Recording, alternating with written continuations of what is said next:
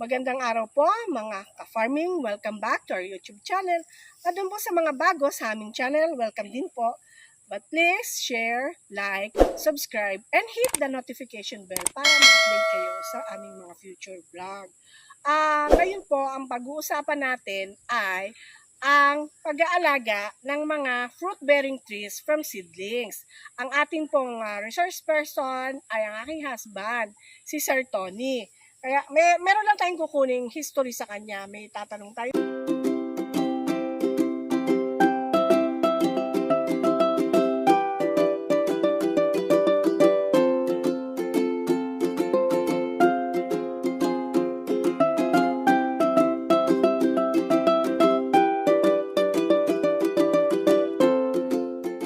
Sir Tony, kailan ka pa nahilig sa pagtatanim ng fruit-bearing trees? Bata pa ako ay may hilig na talaga ako mag-tanim. Amazing! Nagtatanim ako ng Lapit lansones, ka. siguro saging, mangga. Siguro noon ay mga first year or second year high school pa lang ako. Kasama ako ng tatay ko sa Newgan kasi ang tawag nung araw dito sa farm na ganito ay Newgan. So kasama niya ako at nagtatanim ako ng mga fruit-bearing trees kahit nung bata pa. Ano yon mga lansones? Kayo nagtanim dito ng mga lansones?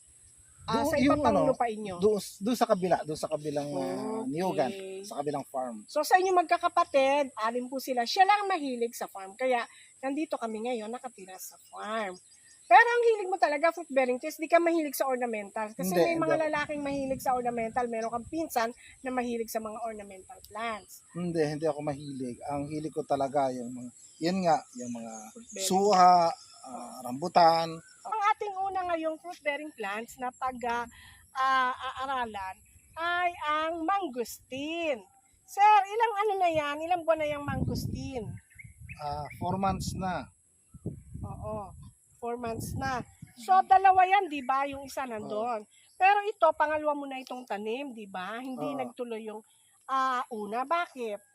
Kasi nagalaw ang ugat at namatay siya.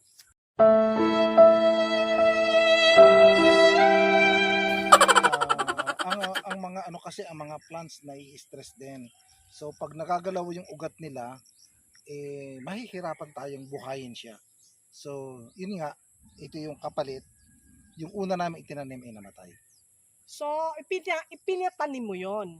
Hindi Oo, ikaw ang oo, nagtanim hindi ako nun. nagtanim nun. Ayun. So, kailan natin ang expected na mamunga yan? Ang liit pa. 3 to 4 years siguro bubunga na yan. Basta maalagaan lang ng maayos. So, ang mangustin ba, native ba yan sa atin? Saan ba nanggaling ang mangustin? Ang tingin ko sa Malaysia kasi sa pangalan na lang walang equivalent na Filipino o Oo, Filipino mangustin. name. Mangustin. Yung spelling, di ba? Iba yung spelling. Oo, kasi marami daw health benefits yan, lalo na yung balat di ba? Ginagawa ng supplement. Mm. So, paano mo itinanim yan? Kasi hindi tayo magtatanim ngayon, iyaano na lang natin yung sukat. Maghuhukay tayo sa lupa ng gano'n ka laki. 60 centimeters yung lalim and then yung lapad ay 40 by 40 centimeters. Nakuha niyo po yun, 60 centimeters yung lalim hanggang tuhod, pwede. Pwede. Tapos, 40 centimeters yung luwang. Luwang. Bakit ang laki naman ang yata. laki naman yata. Kasi yung pinakailalim niya, lalagyan natin ng organic fertilizer. Yung organic fertilizer pwedeng vermicast, pwedeng chicken manure, yung ipot ng manok.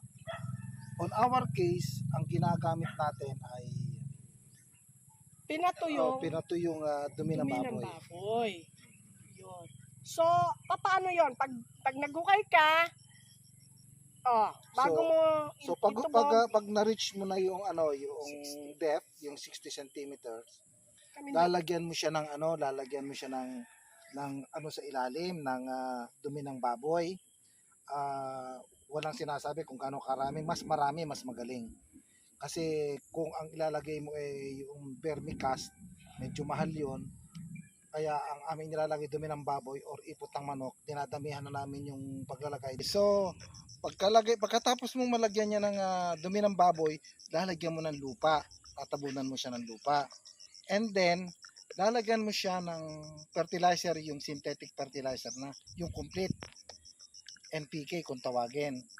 Tapos noon, siguro mga 1/4 or 1/8 kilograms ilalagay mo dyan. Saan nabibili yun? MPK. Nabibili yon sa Agri-supply store. agricultural supply. NPK po yun. NPK. Which means- Sige. And then lalagyan mo ulit siya ng lupa until ma-reach mo na yung tamang height nitong seedlings natin, and then saka mo siya pipikpikin ng pantay. So, unuulit ko, doon sa pinakailalim ay organic fertilizer, ang sumunod ay synthetic fertilizer, lupa, then synthetic fertilizer, then lupa ulit, then ito na ang ating ipapata. So, gaano kalalim yon ilulubog mo? Mula dun sa... Doon lamang sa lalim noong height noong plastic. Aalisin mo pala yung plastic, ha? Aalisin. Oo. Aalisin niyo po yung plastic para makagalaw yung ugat, maka-spread Maka-spread agad. So, dyan po nagtatapos ang tungkol sa mangosteen. Lipat naman pa tayo sa kabila. Andito naman po tayo sa puno ng guyabano. So, sir, ilang taon na tong guyabano? Siguro mga 7 years na. 7 years na yan. Oo, mga 7 years na yan. 7 years old na yan. Kasi ang lifespan ng guyabano, pagkakaalam ko, ay hanggang 10 years lang. Totoo ba yon? May katotohanan 'yon kasi kita mo naman at nahihirapan na tayong buhayin siya. Medyo marami ng mga sanga na napuputol na, natutuyot na mga sanga. So may katotohanan 'yon na hanggang 10 years. Pero kung dahil naaalagaan natin, siguro noon na-extend pa natin Okay. ang lifespan nito. So, yon. Again, uulitin ko, gaano kalalim yung pagtatanim. Pag seedling plants pa lang siya, gaano kalalim natin itatanim. Kasi hindi mo na, kanina, bakit ganong kalalim? 60 by 40 centimeters. Yun nga, kaya 60 malalim dahil nga sa meron tayong ilalagay na organic fertilizer sa ilalim, yung mga ipot ng manok or dumi ng baboy, and then synthetic fertilizer, yung complete, yung NPK, and then lupa ulit, and then saka mo itatanim. Bakit maluwag? Bakit 40 by 40? Dahil pagdating ng summer at medyo matagal-tagal ang summer, dinidilig natin siya. So pag siya ay ating dinidilig na at malambot yung lupa, na-absorb agad ng lupa yung tubig. So nagets po nyo yon. Kaya 40 by 40 centimeters. Para ma-absorb yung tubig. Tubig. So sir, anong season nagbubunga ang guyabano? Parang all year round. Kasi palaging may bunga palaging may bulaklak. Kaya Tulad pala. ngayon, summer, may bulaklak at bunga na naman. Last December, namimitas tayo nito. Oo. Kaya pala, nauunahan tayo ng uwak. Kasi may bunga siya. Alam niyo po yung bunga ng variety ng guyabano na ito, hindi siya yung matigas. Minsan kasi nakakabili tayo, ay mahal-mahal ng 1 kilo guyabano. Pagbukas natin matigas yung kalahati. Ito po hindi, pure na ang lambot ng kanyang laman. 'Yon. Tapos ma-juicy po siya. So, yan po ang guyabano. Ito po ang duhat, ang laki na niya, oh. Bakit naman sir, tinabing-tabi mo sa guyabano para hindi siya makita tapos may malunggay pa sa harap? Itinanim namin dito yan kasi ang akala namin yung guyabano ay hindi mabubuhay. Yun nga, tagal niya bago namin napalaki. So parang nawawalan ako ng pag-asa that time. So hindi ko naman siya pinatay. Nagtanim naman ako dito ng duhat para ma-shade itong aming parking ng sasakyan. So ilang taon naman to na ang duhat? Ilang taon na siya? Siguro mga 4 years na. 4 years? Kailan pa siya bubunga? Galing sa buto yan eh. Talaga? From kaya buto hindi na ko alam. paano mo? Oo, kaya hindi ko pa alam kung kailan bubunga. Anong variety? Anong klaseng duhat yan? Ayan yung malalaking duhat. Okay. Giant duhat. Giant Wow, duhat. sana mamunga na siya. No? Ang tawag kinalabaw. Kinalabaw. Ang tawag yata dito. Sige, hintayin na lang natin silang mamunga, mga ka-farming. Ito naman kami sa durian. Nakita nyo, yan yung mga bulaklak. Nalagas na. Nag-uumpisa na siya magkaroon ng butong. So, sir, ilang taon na itong durian? Siguro mga 7 years na itong durian. 7 years old. So, dalawa ito isa, tsaka doon po. Ang dami nito mamunga, mga ka-farming. Hindi, nakakamali ka, 3 na. Namumunga na yung isa nating Sige. durian. Iba pa yun doon sa baba. Ayan o. Oo. Ito, meron pa sa likod siya. So, 3 yun nandito, ang durian sa taas, mga ka-farming. So, sir, ang alam ko, mahirap ang durian buhayin. Bago ka nakabuhay, marami ka rin, hindi successful na tanim. Ano ba nangyari? Una nga, hindi pa tayo marunong magtanim noon. So, ang akala natin, basta na itanim natin na sa lupa, ay okay na.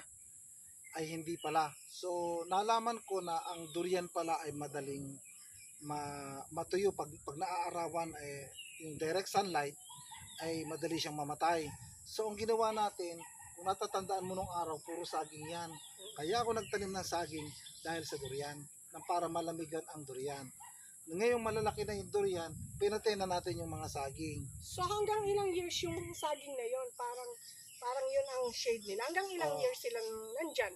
Siguro mga 3 years. Pagka malalaki Kung nakita na natin durian. malalaki na siya, pinatay na natin yung saging. Oo. Doon sa baba ipapakita natin yung durian na malaki na at yung ating saging ay bagong patay pa lang.